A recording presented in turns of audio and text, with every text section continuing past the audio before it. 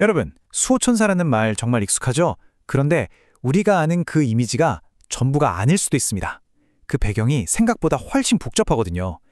오늘 그 진짜 이야기가 뭔지 한번 제대로 파헤쳐 보겠습니다.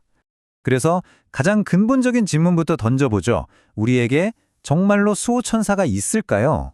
이 질문에 대한 답을 지금부터 자료를 보면서 하나씩 찾아가 보려고 합니다. 자, 한번 보세요. 왼쪽은 우리가 흔히 생각하는 이미지죠? 칼 들고 날개 달린 뭐랄까 천상의 보디가드? 그런데 자료에서 이야기하는 핵심은 바로 이 오른쪽 옹호자라는 개념입니다. 느낌이 완전히 다르죠? 보디가드가 아니라 변호사에 가깝달까요? 네, 바로 이 지점입니다. 보디가드가 아니라 옹호자, 오늘 이야기의 첫 번째 핵심인데요. 자료에서는 천사의 주된 역할이 우리가 생각하는 그런 물리적인 보호가 아닐 수도 있다고 말하고 있어요. 그러니까 영화에서처럼 칼 들고 악당을 물리치는 그런 화려한 액션씬은 잠시 잊으셔야 합니다. 핵심은 중재, 다시 말해서 우리와 신 사이를 연결해주는 그런 다리 같은 역할에 훨씬 더 가깝다는 거죠. 자, 그럼 이 옹호라는 말이 정확히 무슨 뜻일까요? 바로 이겁니다. 천상의 존재가 우리 한 사람 한 사람에게 개인적인 관심을 갖고 신 앞에서 우리를 대신해 말해주는 역할. 아까 제가 변호사 같다고 말씀드렸죠? 바로 그런 개념이에요. 아니 근데 이런 주장을 하려면 근거가 있어야겠죠. 그래서 지금부터는 다음 단계로 넘어가서 이 자료가 근거로 제시하는 성경 구절들을 직접 한번 들여다보겠습니다. 자료에서 가장 중요하게 꼽는 구절이 바로 마태복음 18장인데요. 여기서 정말 흥미로운 포인트가 뭐냐면 천사들이 칼 들고 싸운다는 얘기가 아니에요. 그게 아니라 하늘에 계신 내 아버지의 얼굴을 항상 뵙는다. 이 부분입니다. 이게 무슨 뜻이겠어요? 신에게 직접 나아갈 수 있는 일종의 하이패스를 가졌다는 거고 그렇기 때문에 우리를 대변할 수 있다는 거죠. 그런데 여기서 정말 중요한 신학적 배경이 하나 나옵니다. 자료에 따르면 이 구절은 십자가 사건 이전의 상황을 말하는 거래요. 그 이후에는 이 옹호자의 역할이 예수와 성령에게로 넘어간다는 거죠. 그러니까 시대적인 맥락을 이해하는 게 이 구절을 해석하는데 아주 중요한 열쇠가 되는 셈입니다.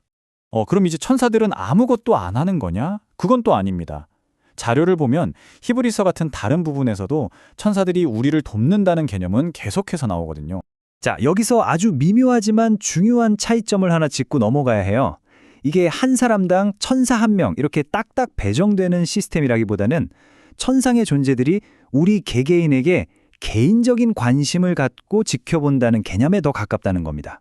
물론 미카엘 대천사처럼 이스라엘이라는 나라 전체를 지키는 뭐랄까 국가대표급 수호자 같은 예외도 있긴 합니다. 자, 이제 아마 오늘 이야기에서 가장 흥미로우면서도 좀 복잡한 부분일 텐데요. 이 수호천사라는 큰 질문 안에 숨어있는 작은 미스터리 같은 이야기입니다. 바로 사도행전에 나오는 사건이죠. 사건은 이렇습니다. 베드로가 천사의 도움으로 기적적으로 감옥에서 풀려나요. 그리고는 친구들이 모여있는 집으로 가서 문을 똑똑 두드립니다.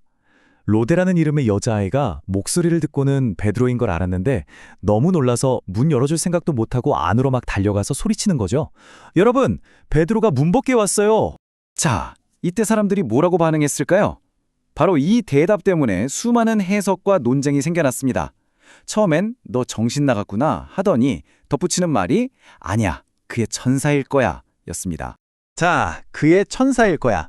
이 말이 대체 무슨 뜻일까요? 크게 두 가지 해석이 있습니다. 첫 번째는 사람들이 베드로는 이미 죽었구나. 저건 그의 영혼, 그러니까 유령일 거야 라고 생각했다는 해석. 그리고 두 번째는 저건 베드로를 담당하는 천사가 보내는 신호야. 문 밖에 뭔가 중요한 일이 있다는 뜻이야 라는 해석. 정말 애매하죠? 이 한 구절이 수호천사라는 개념이 얼마나 복잡하고 해석의 여지가 많은지를 딱 보여주는 것 같아요. 자, 그럼 지금까지 살펴본 이 모든 조각들을 한번 모아볼까요? 보디가드보다는 옹호자라는 개념, 마태복음의 구절, 그리고 방금 본 베드로의 천사 이야기까지 이 증거들을 종합하면 우리는 어떤 결론을 내릴 수 있을까요? 자료를 종합해서 결론을 내려보면 이렇습니다.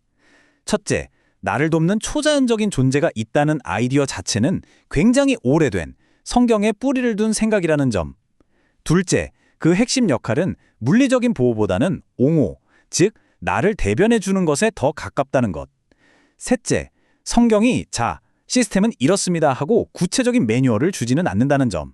하지만 마지막으로 천사들이 우리 인간에게 깊은 관심을 갖고 도우려 한다는 그 큰 그림 자체는 분명히 보여준다는 겁니다. 결국 마지막에 남는 질문은 이것인 것 같습니다. 만약 수호천사가 영화에 나오는 것처럼 우리를 지켜주는 보디가드가 아니라면 성경에서 말하는 그들의 도움과 관심이라는 건 오늘을 살아가는 우리에게 대체 어떤 의미일까요? 이 질문을 여러분께 던져드리면서 오늘 이야기는 여기서 마치겠습니다.